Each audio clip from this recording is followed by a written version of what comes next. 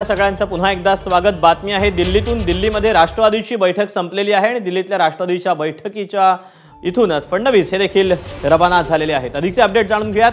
निलेश बुधावले आपल्या सोबत आहे। निलेश,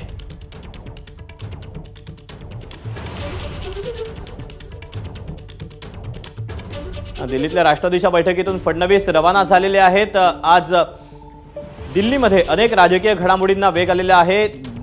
पंतप्रधान नरेंद्र मोदी यांच्या तिसऱ्या टर्मचा शपथविधी सोहळा संध्याकाळी 7:15 वाजता पार पडणार आहे आणि या सगळ्या पार्श्वभूमीवर अनेक खासदारांना मंत्रिपदासाठी फोन गेलेले होते, परंतु राष्ट्रवादीला अद्याप मंत्रिपदासाठी कुणालाही फोन केलेला नाही। याच पार्श्वभूमीवर आता देवेंद्र फडणवीस हे दिल्लीमध्ये राष्ट्रवादीची जी बैठक सुरू होती त्या बैठकीसाठी पोहोचलेले होते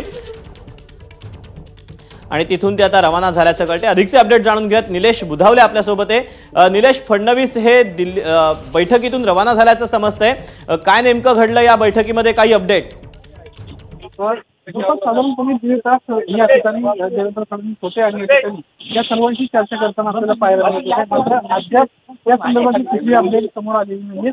खरं तर राष्ट्रवादी काँग्रेस पक्षाच्या वतीने पाहायला गेलं तर दोन्ही महत्त्वाचे आणि वरिष्ठ नेते आहेत, त्यामुळे यांच्या बाबतीत काय निर्णय घ्यायचा हे पाहणं महत्त्वाचं राहणार आहे। काही वेळापूर्वी या संदर्भामध्ये आपण माहिती देण्याचा प्रयत्न केला, त्यावेळेस एक बाब समोर आली की राष्ट्रवादी काँग्रेस पक्षाला मंत्रिपद मिळणार नाहीये। आता हे मंत्रिपद का मिळणार नाही याची कार्यकर्त्यांचा लवकरच समोर येताना पाहायला मिळेल। त्याची कारवाईमध्ये पाहायला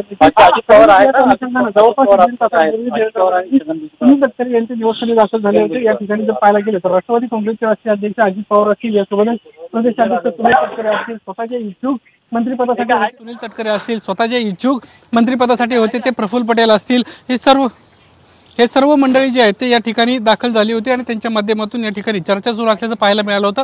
अद्याप मंत्रिपदाच्या बाबतीत राष्ट्रवादीचा कुठलाही निर्णय झालेला नाहीये। आता हा निर्णय काय होतो हे पाहणं महत्त्वाचं राहणार आहे, कारण देवेंद्र फडणवीस या ठिकाणाहून निघालेले आहेत। ते काही आपल्या वरिष्ठांशी जाऊन डिस्कस करतात का हे देखील पाहणं महत्त्वाचं राहणार आहे। मात्र राष्ट्रवादी काँग्रेस पक्षामध्ये मंत्रिपद मिळणार नाहीये हे कुठेतरी आता स्पष्ट होताना आपल्याला पाहायला मिळतंय। दीपक, ही बैठक संपल्याचं समजतं। या बैठकीनंतर राष्ट्रवादीचे कुठले नेते येऊन प्रसारमाध्यमांशी बोलू शकतात?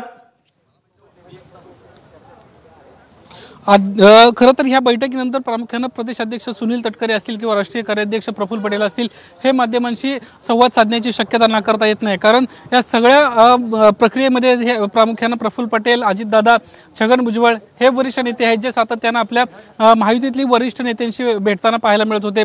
2 दिवसापूर्वी राष्ट्रवादी काँग्रेस पक्षाने एक प्रस्ताव तयार केला होता आणि राष्ट्रवादी काँग्रेस पक्षाला सत्तेमध्ये सहभागी करून घ्या अशा पद्धतीची मागणी अमित शहा आणि JP नड्डा यांच्याकडे केली होती। या संदर्भात काही निर्णय झाला का हे पाहणं महत्त्वाचं राहणार आहे।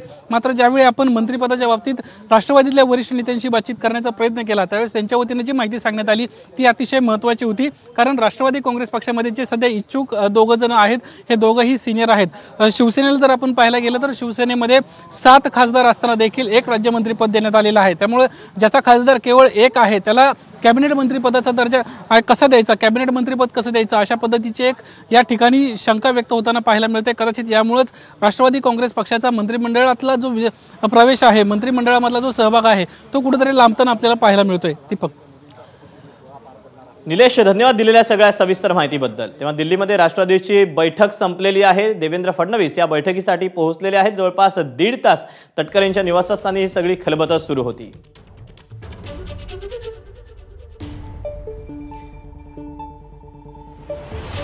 दरम्यान एकीकडे या सगळ्या घडामोडी घडत असताना दुसरीकडे भाजपचे जे नेते आहेत त्यांना शपथविधी सोहळ्याचं आमंत्रण देण्यात आलंय आणि याच अनुषंगानं सुधीर मुनगंटीवार हे देखील दिल्लीमध्ये पोहोचलेले आहेत। त्यांच्याशी संवाद साधला वैभव परबनं, पाहूया ते काय म्हणतायत।